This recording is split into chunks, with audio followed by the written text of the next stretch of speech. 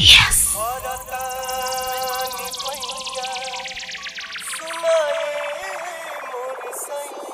आप सुन रहे हैं सनी राज दाऊदनगर, सनी राज दाऊदनगर, सनी राज दाऊदनगर, सनी राज दाऊदनगर, सनी राज दाऊदनगर, सनी राज दाऊदनगर। नंदलाल बीघा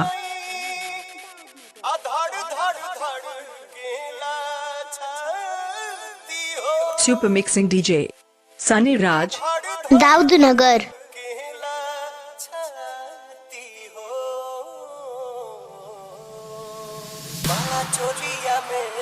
क्या क्या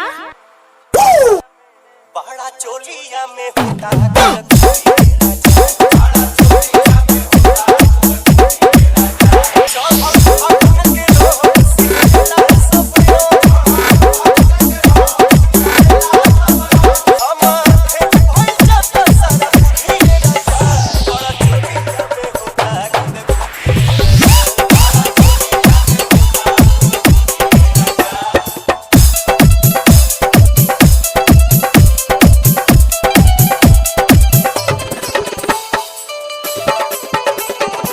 डीजे सनी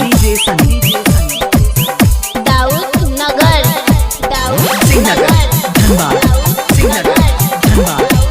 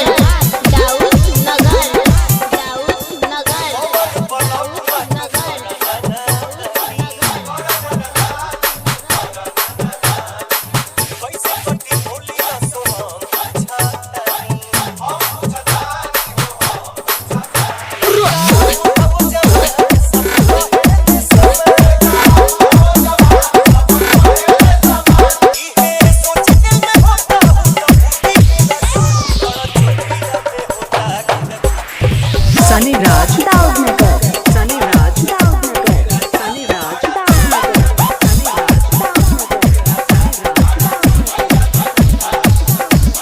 नंदलाल बीघा सनी राज दाऊदनगर।